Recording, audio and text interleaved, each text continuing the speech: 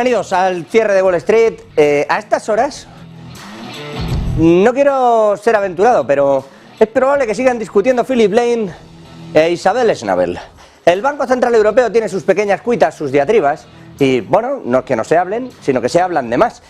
A Philip Lane le parece que la economía se va a llevar un disgusto importantísimo en cuanto empiece el año que viene.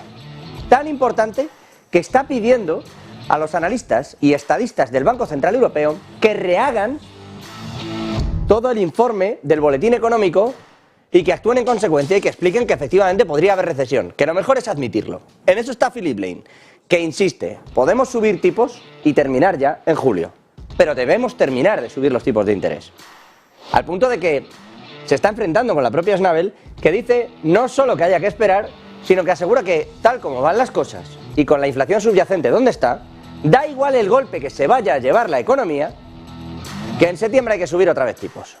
Es decir, que el Banco Central Europeo estaría todavía lejos de la pausa. ¿Por qué nos vamos hasta septiembre? Recuerden que es que en agosto no hay reunión, bueno, no hay decisión de tipos, porque reuniones hay dos, una Jackson Hole, si quieren mirar a la Reserva Federal, y otra, esa reunión que se hace en Sintra, que hacen también, entre otros, bueno, grandes economistas y directivos de distintas partes del mundo, pero entre otros, evidentemente, presidenta del Banco Central Europeo, Christine Lagarde y compañía, están también allí. Por cierto, que estaremos nosotros también, entrevistando, entre otras cosas, al Fondo Monetario Internacional. Eso será cosas del próximo mes. Pero les decía, en julio, Philip Lane quiere subir los tipos e Isabel Schnabel también. El problema llega con lo que va después. Y cree Lane que pasarse de frenada no es tan positivo. Se suele decir que el Banco Central Europeo está preocupado con que, los bancos centrales están preocupados más por los tipos de interés, por la inflación en sí misma y lo que pueden hacer con los tipos, que por el devenir de la economía. Es decir, primero arreglamos la inflación y luego ya vemos qué pasa con la economía. Se suele decir eso. Philip Lane no es tan partidario de esto. Cree que castigar tan duramente a determinadas clases de trabajadores no es algo que sea luego tan fácil de solucionar y nos lleva demasiados años y cambios de rumbo en la política monetaria, y aquí no le falta razón a Lane, como los vividos después de 2008, especialmente 2011 en adelante. Es decir, una crisis de deuda que derivó en que los tipos incluso en algunos aspectos se fueran a negativo. Ese es el nivel. Y eso es lo que Lane dice, ni siquiera es una política monetaria racional. Y efectivamente en ese momento lo único que nos faltó es aquel famoso helicóptero de Ben Bernanke, en el que aseguraba que lo que había que hacer era darle dinero incluso a la gente para que consumiera, gastara y aquello, bueno, pues volviese a crecer. El dinero a nosotros no nos lo dieron, pero a otros muchos sí, entre otras cosas los bancos. Luego hablaremos de este asunto, por cierto. Entre tanto, hoy, y siguen allí, en la Cámara de los Comunes, protagonista Boris Johnson. Bueno, Boris Johnson, Theresa May, Liz Truss, la señora Tenenbaum, en fin, tantos y tantos protagonistas de lo que se conoce como el escándalo del Partygate en Reino Unido. ¿Qué ha pasado allí? Bien lo saben ustedes, seguro, que durante la época del COVID, mientras a todo el mundo le prohibían salir de sus casas, aunque al principio recelaron, y les confinaban por barrios y pasaba todo aquello que pasó, pues se dieron a la buena vida muchos, y sobre todo Boris Johnson, que celebró unas fiestas de AUPA en Downing Street. Se ha hecho un informe ad hoc sobre todo esto, con fotografías, vídeos, audios, hay de todo en el informe en cuestión, que se ha presentado en el Parlamento Británico, en esa Cámara de los Comunes, donde Boris Johnson no está saliendo bien retratado. Es verdad que otras, como Theresa May, lo que están diciendo es, oiga, a mí me gusta el informe, me parece hecho con mucho rigor. Toma, no te toca la parte mala, pero a Boris Johnson a lo mejor el rigor no le está sentando bien. La realidad es que esto está llevando a tal punto a los conservadores, porque Theresa May le quita hierro a su parte, pero pone mucho hincapié en el hecho de que Boris Johnson se le ha ido la mano. Hay otros que creen que hay que defender el Partido Conservador a toda costa, y aquí viene el problema. Rishi Sunak ni siquiera ha ido a la sesión en la Cámara de los Comunes, porque no quiere pronunciarse. Les ha dicho, oye, votad en conciencia, y no ha ido. Le han preguntado a su jefe de gabinete, oiga, ¿por qué no va a venir? Que está liado porque tiene visitas de delegaciones de Suecia. Entonces, pues no. Y que además, sobre el sentido del voto no tiene mucho que decir porque cada uno puede hacer lo que quiera, pero no se ha pronunciado. El problema que tiene Rishi Sunak es que, además de que se le está descomponiendo el país económicamente hablando y no terminan de encajarle las piezas, de que tiene un nivel de huelgas que no se veían desde los tiempos de Margaret Thatcher, y de que su inflación no está bajando como la del resto, dentro de que tampoco es que nos estemos volviendo locos con ello. Además de todo esto, Rishi Sunak tiene una falta de popularidad que va en aumento, cada vez le quieren menos, y un partido que se le descompone también, porque no se quieren entre ellos. y porque prefieren echarse esos ladrillazos unos contra otros que intentar resolver lo que de verdad pasó, porque lo que de verdad pasó es que allí se pusieron una serie de normas que la clase política decidió no cumplir. Y ese en realidad es el resumen del informe que está debatiendo el Parlamento británico. Aquí se han saltado las normas, unos más que otros, algunos no se las saltó, pero esto fue una locura. Y eso es, claramente, cuando tienes una clase dirigente haciendo eso, hombre, ejemplo, no ha dado. Informe del Comité de Privilegios. Mayoría conservadora dice que Johnson ha cometido desprecio grave al Parlamento, engañando deliberada y repetidamente a la Cámara de los Comunes. Los miembros del panel han dicho que se despoje al ex primer ministro, que ya renunció a principios de este mes como diputado, del derecho al acceso a Westminster, del que disfrutan los exlegisladores, y de la pensión que recibe también en compensación por sus cargos. Y a todo esto le queda la parte judicial a Johnson por delante, porque esto se va a judicializar y se va a llevar, entre otras cosas, con este informe debajo de la mano. Insisto, Rishi Sunak no ha dicho esta boca es mía, y es que tiene además unas elecciones parciales antes de las próximas generales en las que ni siquiera tiene asegurado que vaya a ir él mismo como candidato conservador. En fin, con esto en Reino Unido, si me permiten, tampoco está políticamente bien, ya sé que es uno de los protagonistas habituales, Rusia. Y lo digo internamente. Rusia hace tiempo, igual que se dicen, ya saben que aquí siempre intentamos contarlo todo, que encarceló al que fuera líder opositor, a Alexei Navalny. La justicia rusa arranca hoy mismo otro juicio contra Navalny por extremismo. Podría ser condenado a 30 años de cárcel, además de los que ya tiene encima. Y el propio Navalny lo que ha utilizado su alegato hoy es para llamar a la unidad de la oposición contra Vladimir Putin, y ha dicho que esa oposición va a lanzar una campaña larga y dura contra Vladimir Putin y contra la guerra en Ucrania, que consideran que está provocando la degradación de la economía y la caída del nivel de vida. Soldados criminales y movilizados, miserables, muertos y heridos. Textualmente ese es el comunicado que mandan desde esa parte de la oposición que se presentará contra Vladimir Putin en Rusia, y que en todo caso, y por darle contexto a todo esto, no se prevé que vaya a ganar, a pesar de esa larga y dura campaña que dicen que van a anunciar. Por cierto, hilando con esto, ya saben que el corte de Rusia energético fue importante, hizo sufrir mucho a Europa, a pesar de que hubo cierto cinismo, en tanto que se seguía comprando luego el mismo petróleo o el mismo gas. Es verdad que eso fue durante un tiempo, y es verdad también que muchos países sí han ido consiguiendo derivar la parte de su mix energético que dependía de Rusia, especialmente Alemania, que se ha visto absolutamente forzada a ello, hacia otros lugares. En ese punto, fíjense, que es curioso, lo digo porque en España no lo hemos hecho, siendo quienes somos y teniendo el paraje natural que tenemos para aprovechar las energías renovables. Europa ha conseguido por primera vez generar más electricidad con renovables que combustibles fósiles en 2022. Es decir, que el año pasado, gracias a las renovables, se generó más electricidad que con los combustibles fósiles por primera vez en la historia, que es parte importante de ese cambio de mix que debe hacer Europa. Ya no por una ideología 2030, ni por todo este asunto woke, ni vamos a entrar ahí, porque no vamos a debatir eso ahora. Pero la pura necesidad le ha llevado hacia esas renovables, que no deja de ser curioso, y es algo que, por cierto, aquí en España no está pasando. A pesar de esa crisis energética que, como comento, supuso la guerra de Ucrania, bueno, pues entre solar y eólica se ha producido el 22,3% de la electricidad de los 27, el gas se ha quedado con el 20%. Europa ya calienta, en todo caso, 2 veces más rápido que ya se calienta 2 veces más rápido que el resto del planeta, según la Organización Mundial de Meteorología. O sea que, por eso les digo que más allá del asunto del 2030 y etcétera, etcétera, no es que esté sirviendo para cumplir con los objetivos, que no deja de ser paradójico además, pero sí que se está consiguiendo evitar esa dependencia que se tenía. Y al respecto de esto, sobre las empresas energéticas, pero particularmente tecnológicas, Francia se quiere posicionar. De hecho, le quiere quitar la fábrica de Tesla que se iba a construir en España.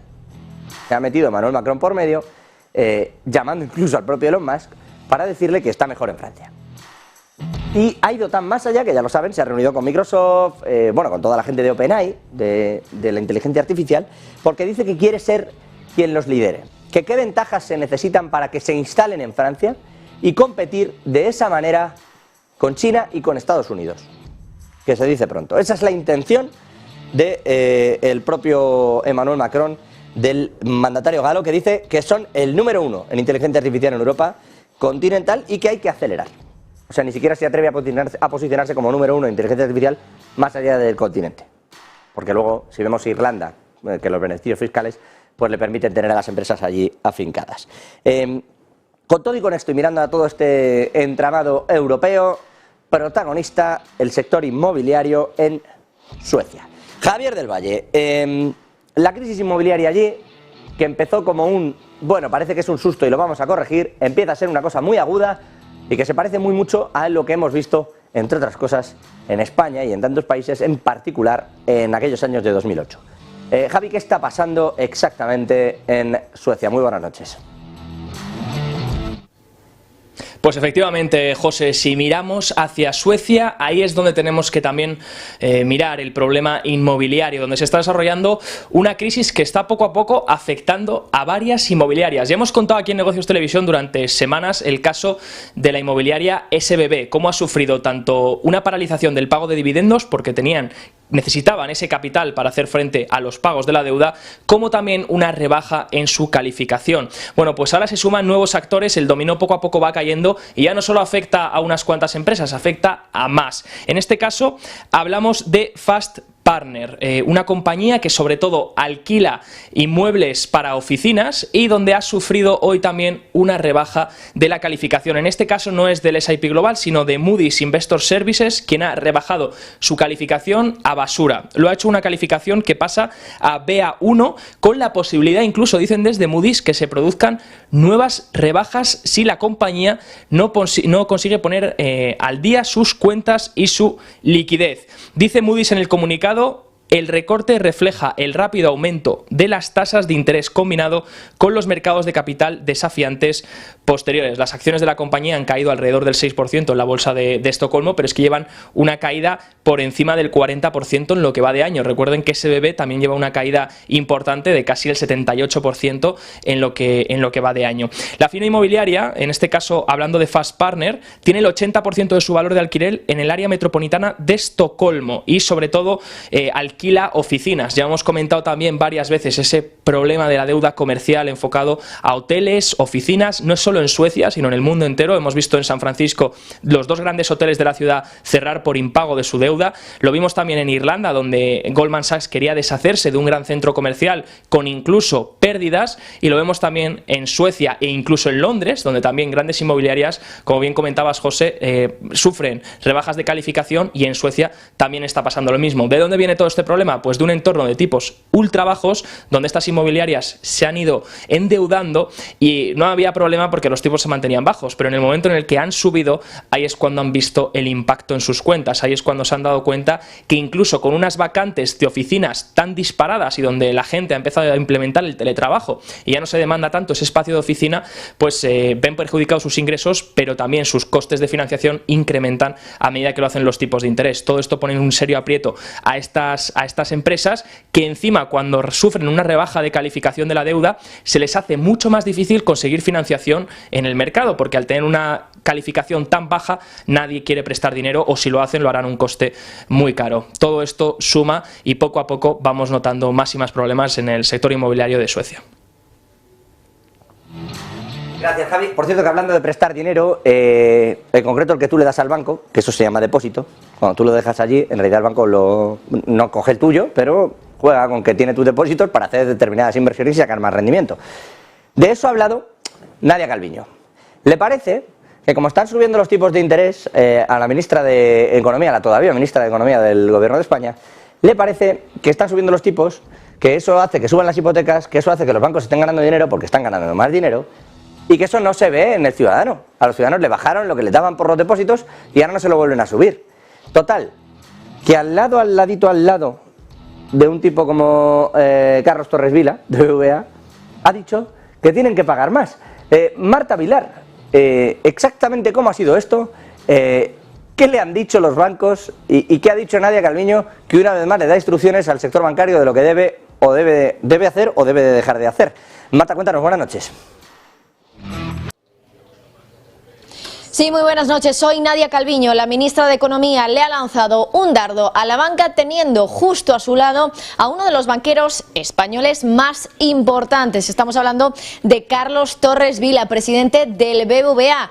¿Qué ha dicho Nadia Calviño? Por cierto, en las jornadas de la PI en Santander, directamente ha dicho que los bancos tienen que pagar más a sus clientes por los depósitos, porque ahora esa tasa de depósito que pone el Banco Central Europeo está en positivo, en un 3,5%, y por tanto dice que tiene que trasladar el sector bancario ese aumento en la remuneración de los ahorros de sus clientes, de sus depósitos, como les decía. Bueno, directamente, literalmente, lo que ha dicho hoy la ministra de Economía ha sido que los bancos, como digo, tienen que empezar a pagar más a los clientes por sus depósitos. Dice: no tengo ninguna duda de que el sector bancario español tiene que empezar a transmitir la subida de tipos de interés en beneficio de los clientes y de los ciudadanos españoles. Claro, como les decía, unos bancos que ahora se han beneficiado de esa subida de tipos de interés por parte del Banco Central Europeo, porque la tasa de depósito, es decir, la tasa que paga el Banco Central Europeo a los bancos que depositan allí en el BCE su dinero, ha aumentado considerablemente, prácticamente desde el 0%. Pero, mientras tanto, los bancos no han transmitido esa subida de los tipos de interés en una remuneración mayor para los depósitos. Ahora mismo en España estamos en el entorno del 1% de remuneración de los bancos a los depósitos de sus clientes. Bueno, pues Nadia Calviño ha dicho esto teniendo justo a su lado a Carlos Torres Vila, presidente del BBVA, que, por cierto, acto seguido ha respondido a la ministra de Economía, a Nadia Calviño, sugiriendo más bien que, claro, cuando los tipos de interés estaban en negativo y esa tasa de depósito estaba en negativo, por lo tanto los bancos tenían que pagar al Banco Central Europeo para dejar allí su liquidez. En ese momento los bancos, las entidades financieras, no estaban trasladando ese coste a los depositantes, es decir, a los clientes que guardaban su dinero en los bancos, en este caso al BBVA, y por lo tanto da a entender que si en ese caso no lo hicieron, no trasladaron ese sobrecoste a sus clientes, ahora tampoco están trasladando esa remuneración extra que se está dando a los bancos por las subidas de tipos de interés. Gracias, Marta. No deja de ser curioso, ¿eh? No, es que ahora a los bancos les va bien, pues que suban los depósitos. Sí, hombre. Sí, en realidad, según esa misma regla, en realidad los bancos debieron de pagarnos dinero cuando el Banco Central Europeo se lo regalaba para que nos lo prestara. Que nos lo daban más buen precio, pero tampoco era un regalo, y ellos sí lo recibían regalado. Ahora les cobran un poco, es verdad que sigue estando fantástico con los tipos de interés, es verdad que se les está disparando. Pero bueno, más allá de todo esto, y más allá del negocio bancario, el Banco de España ha presentado hoy previsiones económicas. Nos viene pasando desde finales de 2021 que se dijo la crisis en 2022. Desde 2022 en 2023. Y ahora ya no se habla de crisis, pero dice el Banco de España que bien no nos va a ir en 2024. O sea, esto lo vamos como posponiendo, no se sabe muy bien a la sazón de qué. Javi Luengo, muy buenas noches. ¿Qué dice el Banco de España? ¿Dónde sitúa las previsiones? ¿Qué sabemos exactamente de este organismo español? Buenas noches.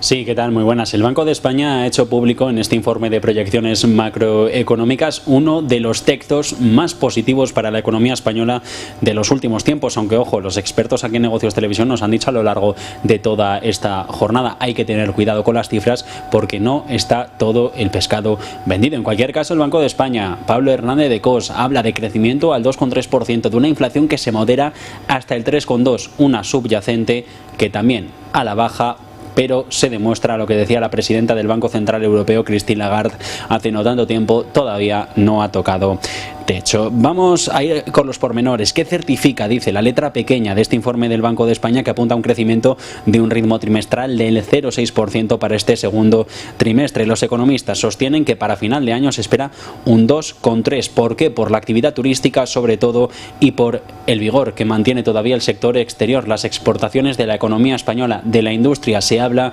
pero se habla para mal, diciendo que tampoco demuestra la fortaleza que se esperaba en el sector. ¿Qué va a pasar de aquí a los próximos años, 2024, 2025? Un crecimiento bastante similar, tasas del 2,2 o del 2,1%. El consumo privado a partir del segundo trimestre va a ir a mejor, con una inflación que decíamos, un IPC se va moderando, poco a poco van cayendo los precios al 3,2% a cierre de ejercicio, ya mucho más cerca de ese 2% a medio plazo ansiado por los bancos centrales. En 2024 la estimación de inflación se espera en el 2,1 en intercambio interanual y al 1,7 en el 25. ¿Por qué se modera? Por la reversión de los incrementos en las materias primas y sobre todo en la energía. Riesgos para la economía española de los que habla el Banco de España: endurecimiento de las condiciones financieras y de ese acceso al crédito. Por eso en parte también han ido a la baja hoy entidades bancarias dentro del selectivo, por ese gran peso que tiene el sector dentro del selectivo de la bolsa española y cómo va a ir a peor en lo que viene. De hecho, ya se ha hecho público también que la banca ha aumentado en estos últimos tiempos un 31% provisiones y estima un incremento de la mora. Por esta parte, endurecimiento de política monetaria es el mayor riesgo para la economía española, porque el paro, según el Banco de España, va a ir a bien, va a caer por debajo del 12% de aquí a 2 años vista, aunque no vamos a cumplir con el nuevo Pacto de Estabilidad y Crecimiento de la Unión Europea, porque si bien el déficit se va a reducir, no se va a llegar a ese 3% que pide Bruselas. Gracias, Javi. Y terminamos. Enseguida vamos a irnos, por cierto, hasta la Bolsa de Madrid, donde, bueno, con una serie de premios de periodismo, está allí el vicepresidente del Banco Central Europeo, Luis de Guindos, y conectaremos con ello. Pero por cerrar este bloque de noticias del día, protagonismo y de qué manera para los llamados BRICS, que en un momento dado no van a caber las siglas en realidad, porque eso era para Brasil, Rusia, India, China y Sudáfrica, pero esto se nos va a ir de las manos. Más de 30 países engrosan ya la lista oficial de países que quieren unirse a esos BRICS. Y entre ellos, pues insisto, países de cierta lumbre y relumbre en lo económico, en lo que generan, muchos de ellos países árabes, pero también muchos latinoamericanos. Sergio Fernández, ¿qué hay en esa lista? ¿Quiénes son los candidatos, los que quieren unirse a ese bloque de los BRICS?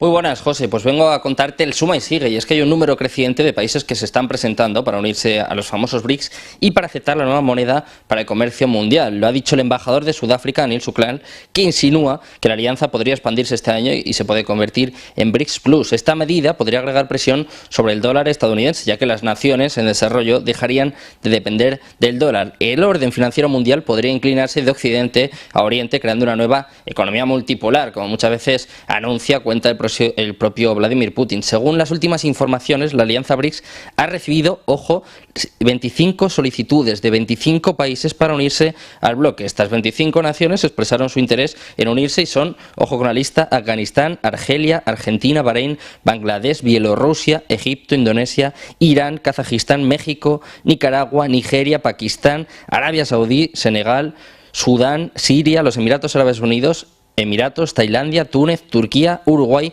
Venezuela y Zimbabue. Ojo con esta lista prácticamente interminable, que incluye naciones ricas en petróleos, que además envían millones de barriles de petróleo y de gas a los Estados Unidos y también a Europa, y se encuentran en un punto crucial y podrían además exigir el pago con la moneda BRICS y no con el dólar estadounidense. La medida podría poner nerviosas a las economías occidentales desarrolladas y realinear el sistema geopolítico global tal y como lo conocemos a día de hoy. Esta alianza BRICS actualmente está formada por 5 países: Brasil, Rusia, India, China y Sudáfrica, y por lo tanto 30 países están participando ahora para destronar al dólar estadounidense de su estado de moneda de reserva global a través de la moneda de los BRICS, que posiblemente se anuncie el próximo mes, y sobre todo ponen en jaque a la mayor economía, la mayor potencia del mundo, Estados Unidos. Cada vez depende menos de ella y cada vez vemos un desafío más claro hacia el dólar y hacia los propios Estados Unidos.